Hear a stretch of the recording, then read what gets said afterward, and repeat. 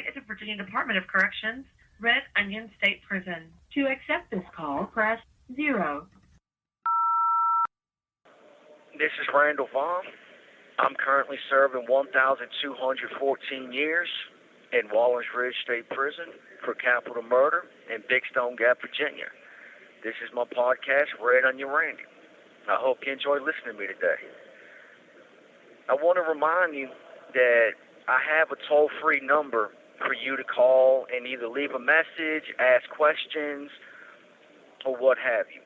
In the U.S., it's 1-888-524-1932. And for international, just put a plus in front of the 1. It's been a while since y'all heard from me. It's been a couple of months, actually. I apologize for that. Due to situations out of my hand and my producer's hands, we haven't really been able to record or anything. On my end, I got transferred from Red Onion up here to Wallens Ridge. And we've been on lockdown after lockdown after lockdown. It's been ridiculous. It's been fight after fight. It's several murders. There's been numerous ODs, and quite a few of them resulted in death. I apologize for the delay, but we're back. Might not be every week as we have in the past, but we'll do our best to do it every few weeks, once a month, until we get back into the swing of things, and then we'll see what happens.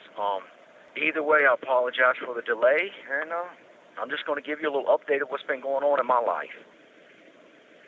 As I've spoken previously, when I was at Red Onion, I put in for a transfer. Transfer after transfer after transfer. And no one there, counselors, unit managers, blah, blah, blah, they basically refused to put me in for a transfer. So I had to go outside the prison to Gay Gardner, who works for the Interfaith Action for Human Rights out of Washington, D.C. And she went through David Robinson and Rose Durbin, talked to them, explained to them the fact that I'd been 16 and a half years, almost 17 years charge-free. I only had 18 security points, which is, a level 3. I'd completed all of these programs. I have my GED. I have my podcast. I've been doing good. I was a part of the documentary. And I had earned and deserved the transfer. So originally they promised me a transfer to Keene Mountain in a single cell pod. Well, that fell through. 6 months later, they told me, well, you have to do 1 year in a level 5 population. Because previously I was in a level 6 population before I went to the level 5. I didn't like it, but I sucked it up and I did it. I actually gave them 18 months, not 12. I waited a year and a half before I tried to get transferred again, and that failed. Gay Gardner went back to David Robinson and Rose Durbin and was pushing for a transfer again and told them, look, y'all said a year. He gave y'all 18 months, a year and a half of being in a level 5 population at Red Onion. He's now a special assignment. He does all the painting and bead building on his side. He does the floors. He does the feeding. He basically does every job up there. What more do y'all want from him? Transfer this man. And at this time, I was trying to get sent to Buckingham, which, is only 30 minutes from where I live, so I can actually get some contact visits from my brother and my nephew and maybe a few other people, who would be willing to come see me. It would be a lot easier. It's much more convenient. They can fly either into Richmond Airport or the Charlottesville Airport or what have you, and things are good. They can come see me. So, that's what I wanted. And they got a single cell pod there, and it's a level 3/4. So you can't sit there and say we can't send you there because it is a level 4. Instead of transferring me there, they come and pack me up and transfer me to Wallens Ridge, which is Red Onion's sister prison, another supermax. And as I said previously, when I got up here, they tried to put me in the gang pod. They tried to put me in the cell with a dude from the Aryan Brotherhood, whom I'm known to dislike. And I had to be like, look, man, I'm a single cell. I'm not going in the cell with nobody. And then the lieutenant wants to get smart out of his mouth. Well, you can go to SEG. Like, bro, I'd rather be in SEG, man. I've been in long-term solitary for 17 years. Like, man, you think I give a fuck about going to SEG? So they put me in SEG, and, as I was walking in, I saw the warden. He pulled up on me, talked to me. I'm like, dude, I know about your single cell. Okay, then why did you just try to put me in a cell with a gang member? But anyway, it worked out. I spent the night in SEG, and then the very next day they brought me over to A4, which is a single cell pod. And I've been here ever since, pretty much on lockdown for most of it. But things have kind of calmed down now. And that warden, that assistant warden, unit manager Reynolds, the chief of housing, and a couple of captains and whatnot, a bunch of people up here in administration all got fired. All I was told that it was over a scandal. I don't know the real reason why they got fired because I don't really know any COs up here that I can talk to and that I can trust to tell me the truth. So I just kind of let it go. It doesn't matter. They got fired. The good thing is they brought up Artrip, who I've known at Red Onion for years. And he's the warden up here now, Jeffrey Artrip. And he's the assistant warden is Blevins. And I've known Blevins for 22-some years. I was his houseman when he was just a regular floor officer, a regular guard. Like, now he's worked his way all the way up through the ranks. Sergeant, lieutenant, captain, major, and now he's the assistant warden. So I've practically grown up with this dude, and I talked to him and I talked to Artrip and everything, and basically no matter what, I'm not getting transferred off of Wallens Ridge anytime soon. I did have a really good conversation earlier this week with Warden Artrip, and he actually listened to me. Like, normally a lot of people like that in his position, they're to go through one end right out the other. You can just look at them and tell they're not listening. This dude actually listened to me, and he actually, because I was talking like, look, dude, if y'all don't want to transfer me, that's fine. It sucks, but it is what it is. I can suck it up and deal with it because there's just no point in crying over it, though I'm still pissed about it. So I was like, look, man, bring level 3 to me. I said, I know y'all have guys up here at Wallens Ridge and Red Onion where we've earned our right to go to Lowlands, but y'all don't want to send us to Lowlands. And, for example, Lowlands, when you hear me say Lowlands, Wallens Ridge and Red Onion are built on top of mountains. They actually came in with dynamite and bulldozers and blasted the top of the mountains off to build these two prisons. And they're your level 6s and 5s. All of your level 4s and 3s and 2s and 1s and whatnot are not in the mountains. They're down in lowlands. That's what lowlands means.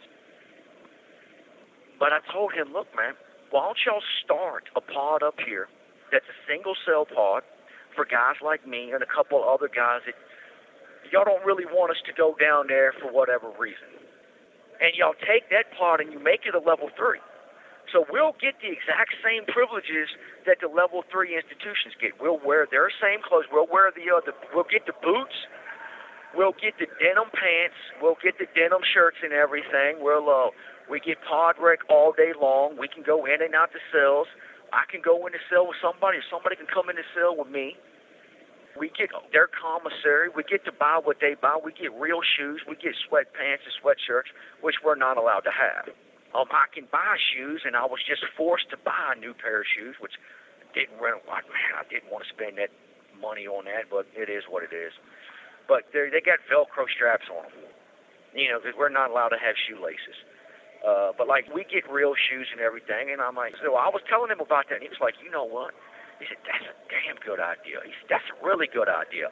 And then I started to talk to him about incentives, because I'm like, look, dude, y'all don't have no incentives for us to behave ourselves or to stay out of trouble. Because I can catch a charge this morning and put in an order for commissary or TV or whatnot tonight. All I have to have is money to buy those things. I don't need to be charge-free to buy those things. And that's really, that's it. I mean, you can buy TV and commissary. There's no incentive. So I actually sent him I gave him a couple of ideas, and I told him, look, because I'm only allowed to have 15 phone numbers on my call list. So I said, look, if you're 2.5 years charge-free, you get 20 phone numbers on your call list instead of 15. If you're 5 years charge-free, you get 25 or 30 phone numbers on your call list. If you're over 10 years charge-free, you get unlimited numbers on your call list. You can call whoever you want to. As long as you can pay for it yourself, you can call as many people as you want to. And I was like, another thing, if you're charge-free, you can buy your own sheets and towels and washcloths, because the stuff we get here that the state gives us is garbage. Like, my towel is probably as thick as one of your bed sheets. Like, it's horribly, horribly bad. So let us buy this, and it can't be white, because all the state stuff is white. That way, if you do get locked up or something, or you get transferred, they won't take your stuff from you. And it can't be gang colors. It can't be red or blue for the Crips and Bloods. It can't be yellow for, Latin Kings or whatnot. Like, it has to be like either gray or brown. And the added benefit of this is it actually saves the state money, because if I'm charge-free and I'm buying my own sheets and towels and pillowcases and sheets from the street, I can get nicer sheets, no silk, no satin. They have to be a cotton or cotton blend, of course, and everything. So, like, I threw some of them out at him, and he was like, you know what? He said, man, write some of these down and send them to me in the mail tonight. So that's what I did. I came up with, I believe, 15 of them, and which I don't have them out here, and I don't remember all of them off the top of my head. Maybe I'll do another podcast and bring it out and actually read all of them off to y'all, so y'all can get a better understanding of what I'm talking about.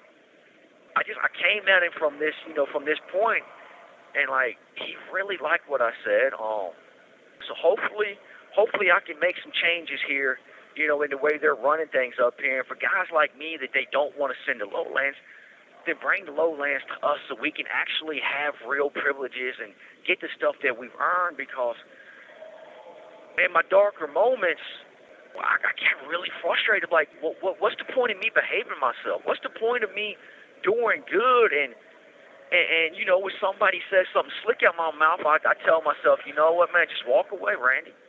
Like, it ain't worth it, man. Like, why? And just because dude said something slick out his mouth, it doesn't mean you have to do something over it. Like, why am I holding myself back if there's no hope for me? And the same thing for everybody else. Like, hopefully I can make some changes up here, at least try to make this place run a little bit better. The good thing is, it seems like the constant lockdown for weeks on end is over with. The new wardens have instituted a plan where, they actually put it on paper and sent out a memo to every prisoner up here. If one pod does something, like, they'll lock us down to deal with that situation, and if there's enough time left in the day, they'll let everybody else back out except the pod that the incident was in. And then that pod will be on lockdown for a couple of days. And then they'll let them out like 5 cells at a time for 30 minutes for a couple of days.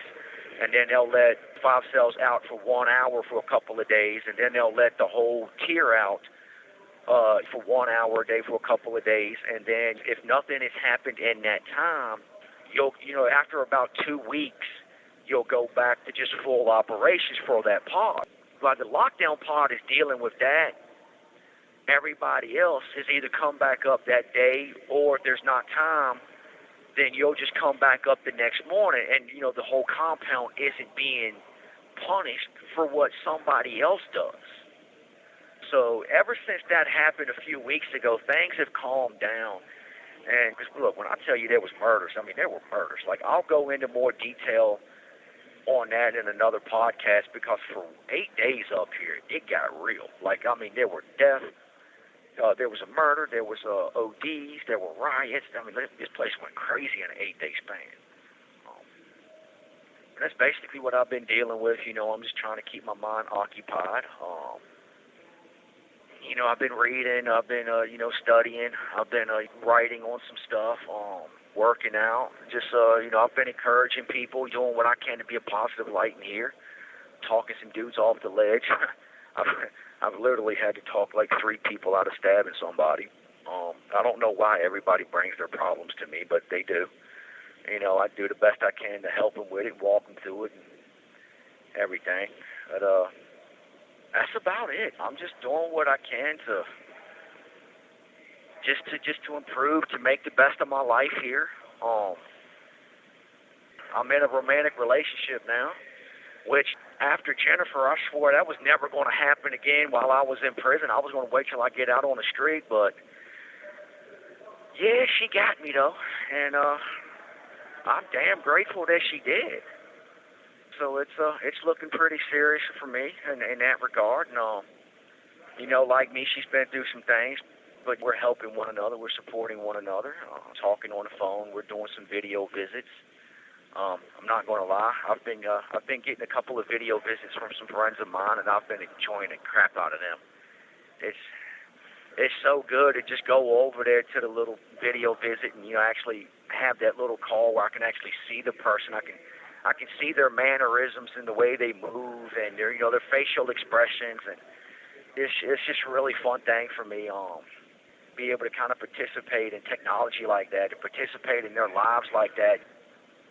They've actually been able to lift their computer up and kind of scan it around their apartment or their home. And my buddy Michael actually took me outside with him one day and showed me his horses.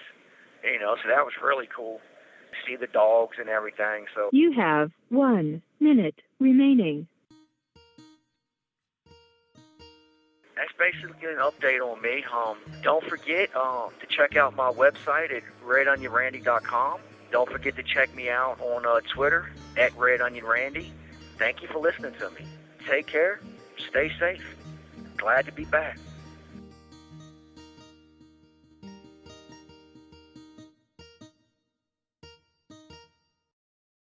Thank you for using GTL.